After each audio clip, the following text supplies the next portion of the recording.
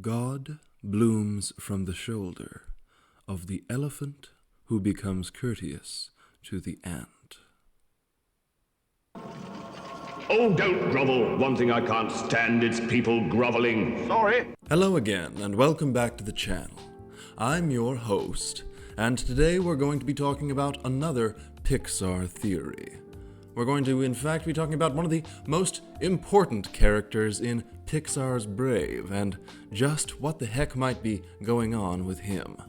Today, we explore the confusing yet fascinating legacy and legend of Wee Dingwall. Wee Dingwall!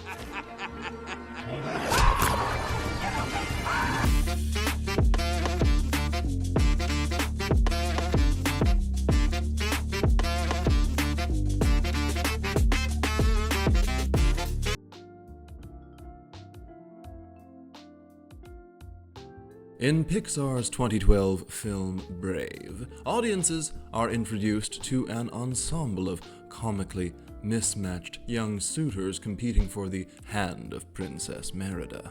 First, there is the lanky, handsome, preening, prancing, ridiculously self-involved young Macintosh. I present my heir and scion, who defended our land from the northern invaders, vanquished 1,000 foes. Merida is less than impressed with this fellow's attitude, as you can imagine. Next, there is the hulking, intimidating, enormous, softly spoken, and seldom understood young MacGuffin. I present my eldest son. With his bare hands, vanquished 2,000 foes. Who Merida seems rather perplexed by in general, but also, as everyone else is, quite impressed by his insane brute strength.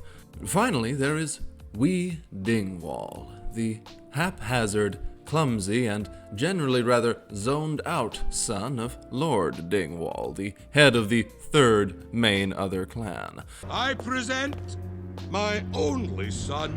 With one arm, he was steering the ship, and with the other, he held his mighty sword and struck down the whole attacking fleet. Initially presented as the least likely contender in both stature and skill, Wee Dingwall astonishes everyone by managing to strike a bullseye in the crucial archery contest, an act that even Merida, an expert archer in her own right, later challenges only through a rebellious and unprecedented act. Had the competition proceeded as planned, Wee Dingwall would have won Merida's hand fair and square right here. Oh, come on! Shoot, boy! Well done, lad! This surprising feat raises some particularly intriguing questions about this seemingly mundane, oft-forgotten side character. How did this awkward and seemingly incapable young man accomplish such an extraordinary display of athletic precision and skill? Was it merely sheer dumb luck in accidental reaction to Merida's father, King Fergus, yelling at him? My theory, that we shall explore together today, posits that the answer to these queries of athletic fortitude lie not in his preparation, talent, or random good fortune, but within his hair. Let it fly in the breeze and get caught in the trees. Give a home to the fleas in my hair. Specifically that, much like Alfredo Linguini before him in Ratatouille 2007, Wee Dingwall is being physically manipulated, piloted, and controlled by a highly intelligent marksman warrior rat hidden deep within his impressively high-standing white blonde locks. Could Wee Dingwall have possibly been a Linguini before Linguini, a Ratatouille situation hundreds of years before that film takes place, this time not in France but in medieval Scotland, and this rat controlling not food preparation but rather the daring acts of bravery and valor that are attributed to the gormless Wee Dingwall, alongside his suspiciously perfect bullseye archery shot that we do see on screen. Oh, come on! Shoot, boy!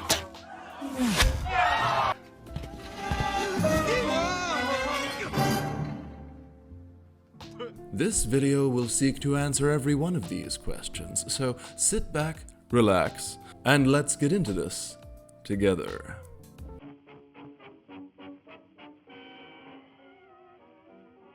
In the story of Brave, the central archery contest is intended to test the three young suitors' fitness for Merida's hand in marriage, giving the lads an opportunity to demonstrate their composure, skill, and marksmanship with a bow. It's time! Archers to your marks! And may the lucky arrow find its target.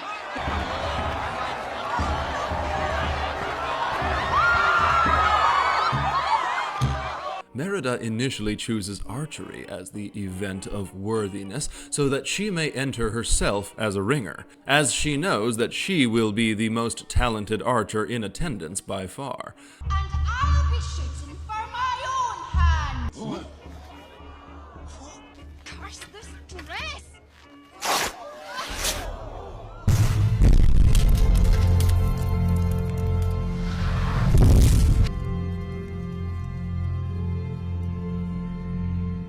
Still, as it was meant to be, the competition was between the three young scions of their respective clans.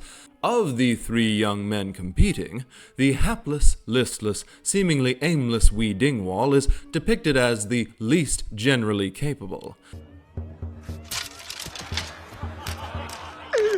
Wee Dingwall is short, narrow-shouldered, and weak-chinned, with a pronounced overbite and prominent ears, and a stature and shape that might be generously described as a bit of a radish-shaped chubster. His behavior might be characterized as blasé to a fault, the young man seemingly unfussed about everything and everyone around him at all times. His entrance into the contest is met with far more skepticism than his other two peers, and there is a reason that the crowd is shocked when Wee Dingwall, of all princes, is able to nail the bullseye with his arrow. Well, that's just grand now, isn't it? Guess who's coming to dinner? Indeed, earlier in the film, when his father, Chief Dingwall, I said Chief and Lord now, but I can't remember which it was, introduces him by proudly proclaiming exaggerated tales of his son's strength and courage, few in the audience believe these boasts, and they are generally conveyed to us, the film's viewers, as little more than an obvious lie and a joke. And struck down the whole attacking fleet. Lies! What? I heard that. Aye, say it to my face. However, could these seemingly fantastical tales of bravery somehow be entirely true? Is it possible this story is true? Yes, it is. I also looked it up. It's Lord, not Chief. What the hell was I thinking writing Chief in the script? I already put Lord earlier. Hedging my bets. He specifically says that his son was besieged by 10,000 Romans, and that he held off an entire armada single-handedly, that he was steering his ship with one hand, he was fighting off the Romans with the other hand with his sword, and No, I'm saying the game he plays is that of some Viking giant with a basketball in one hand and a club in the other, standing 10, 11, 12 feet tall. Basically, this is a lot of damn dexterity for a dude that looks like Wee Dingwall and presents like Wee Dingwall, so it's suspicious, and we wonder how this happened and how he was able to accomplish this physically.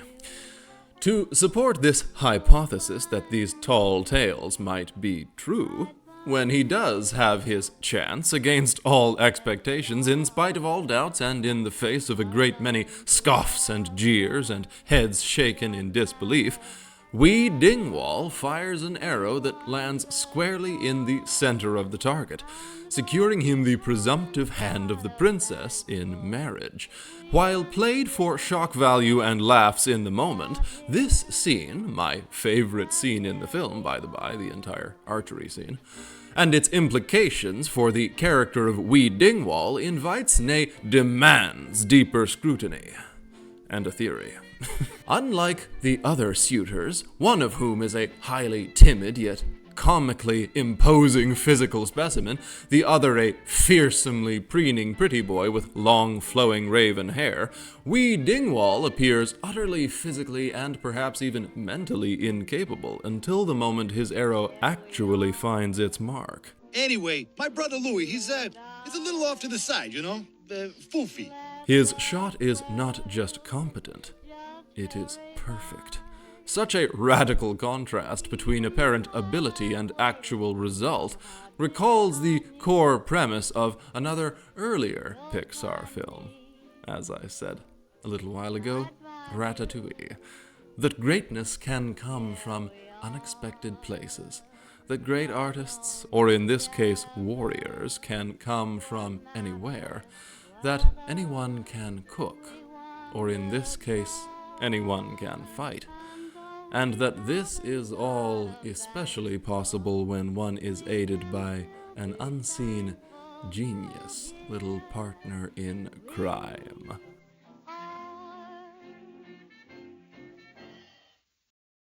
In the story of Ratatouille, Alfredo Linguini, a hapless young man that has just been hired as the garbage boy at the prestigious Gusteau's restaurant in Paris, finds accidental overnight success in the culinary world after partnering with Remy, the film's protagonist, a gifted rat who can cook. That's strangely involuntary!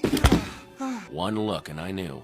We had the same crazy idea. Remy hides in Chef Linguini's chef's hat and controls his bodily movements by tugging on his hair in variously complex fashions and through a trial and error training process.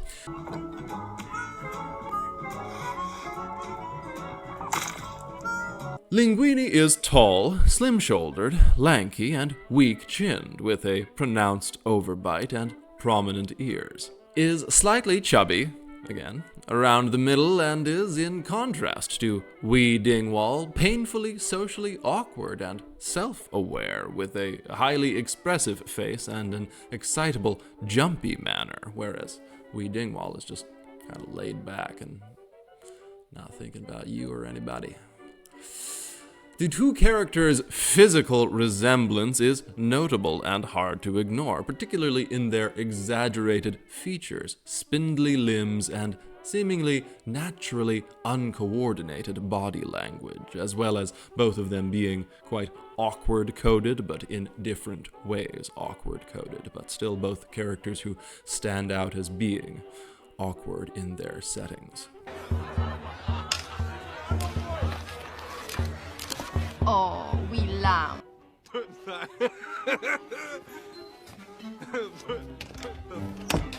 However, beyond these striking physical echoes, the more significant parallel lies in the sudden burst of competence that each character displays when most needed, seemingly to all those around them without any explanation other than raw natural talent. In Ratatouille, we learn that Remy's Why am I rolling my R's so hard? In Ratatouille, we are shown how Remy's culinary skill is applied to Linguini via piloting him through his scalp, allowing it to appear as if Linguini has a newfound genius in the kitchen himself.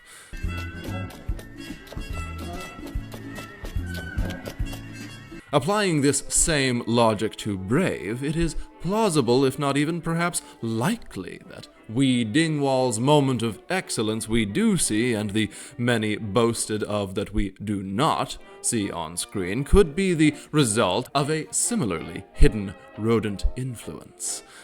His long, swept-up blonde hair could easily conceal a small creature perched atop his head, pulling the literal strings to guide his arms and legs with inhumanely perfect precision, dexterity, and skill.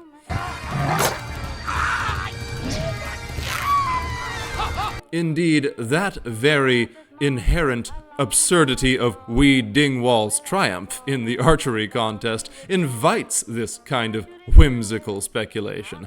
In a film full of magic and transformation, of unexpected links between human beings and the animal kingdom. Oh, that's stuffed. Staring is rude. The notion of a warrior rat hiding within a young man's hair is not at all outside the realm of possibility or even likelihood. This theory even fits thematically with Brave's broader messages too. That appearances are often deceptive, that greatness comes not only from bravery or heritage, but also from determination and compassion, and kindness and listening to each other and making amends, and that each and every one of us, be we high-born princess or lowly rat, has the opportunity to change our fate.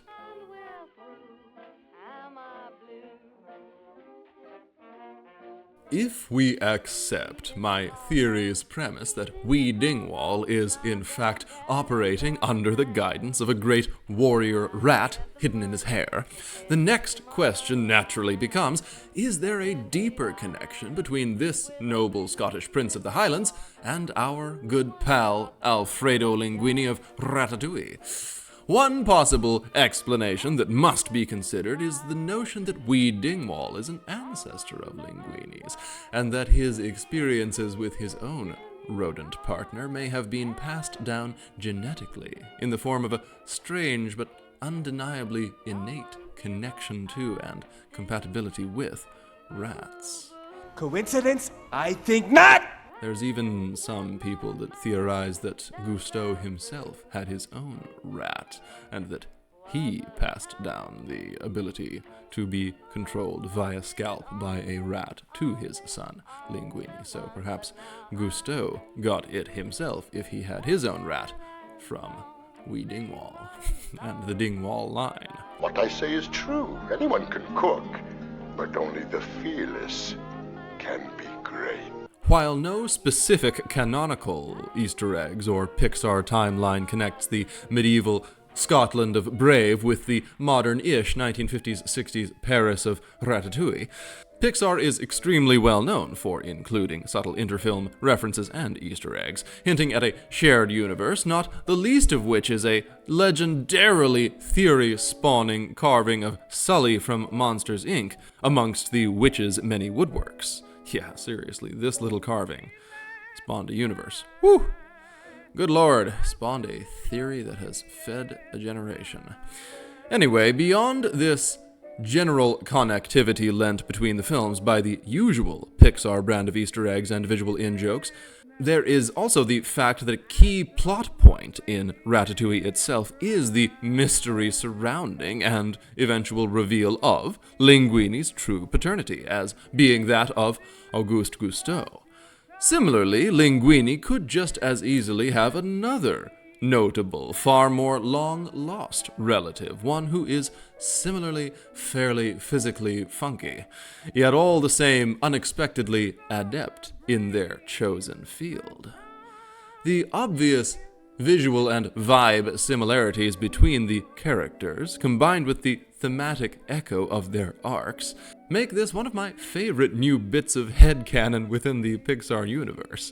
It would not be any sort of a stretch for some members of the Dingwall line to have migrated from Scotland over the Channel to France over the generations, carrying with them not only the unfortunately peculiar physique of their Scottish forebears, but also the extraordinary connection to a certain animal that has, in many ways, come to define the family's legacy.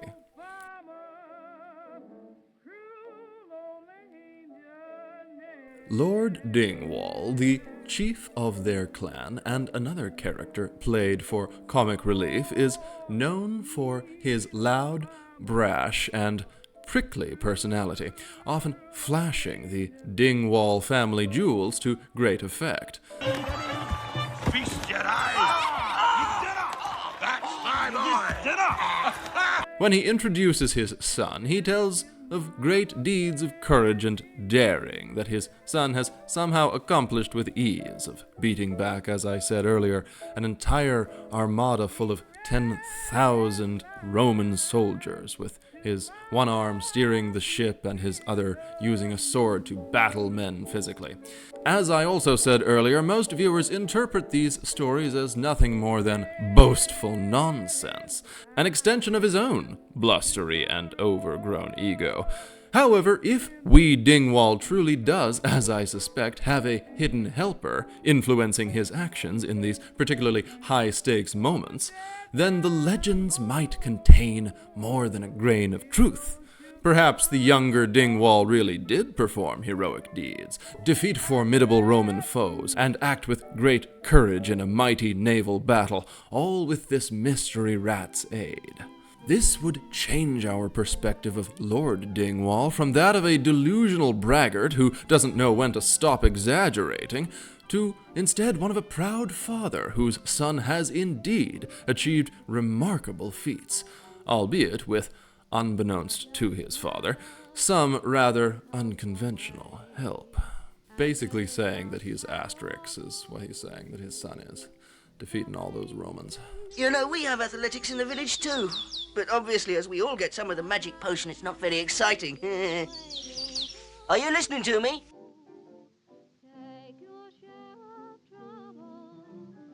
In the whimsical, quixotic, and brilliantly layered storytelling that defines Pixar's best work, hidden connections and fantastical theories often offer new insights into beloved characters, as well as just being a terrifically enjoyable new lens through which to view a story you might think you already know everything there is to know about.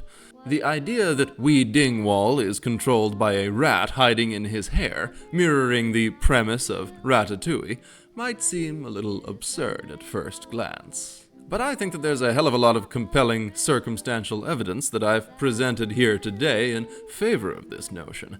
Wee Dingwall can even be seen to be sporting a mysterious shadow in the middle of his hair in some shots, almost as if there is a tiny little dark furred creature hiding in there somewhere, just out of view, similar to the shadow in Linguini's hat, seen by Chef Skinner. Who cooks the ratatouille? I demand to know! But also it makes just as much sense that even if we do see this shadow a couple of times, we never actually fully see the rat, as they have successfully kept it hidden between the two of them so far. And perhaps they are never exposed. As Linguini and Remy are in Ratatouille, perhaps they just carry on this grift forever. Who knows? Wee Dingwall's clear physical resemblances to Linguini, his moment of inexplicably great prowess in the archery contest, his father's barely believable boasts in his favor, He took out a whole armada single-handedly. and the thematic consistency across the two films, And you must not let anyone define your limits because of where you come from. all support this possible interpretation and explanation of the Dingwall legend. If true, this serves to, in my eyes, enrich the character of Wee Dingwall, transforming him from a mostly purely comic relief butt of many jokes character into a secretly capable and intrepid hero whose achievements are, similar to Alfredo Linguini's, born of trust, loyalty, and unexpected animal companionship. It would also vindicate his father's pride, turning tall tales into powerfully impressive truths. In a Pixar universe where dimension-warping portal doors and queens turned into bears are both magically possible, a brave and talented warrior rat being behind the flight of a fateful arrow seems about as likely an explanation for Wee Dingwall's legendary antics as any other. You're right. It's fact. And that's it.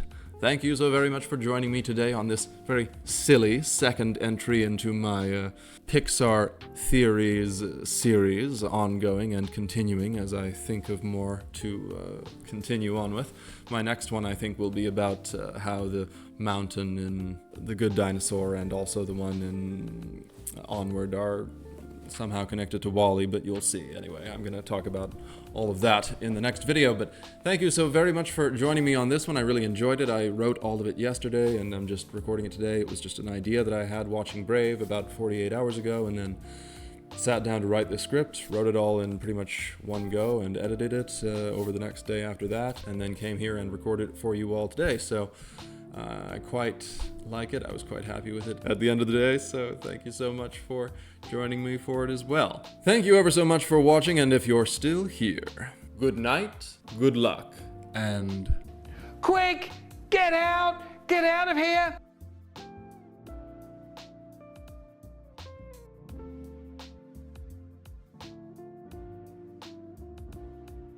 That's all.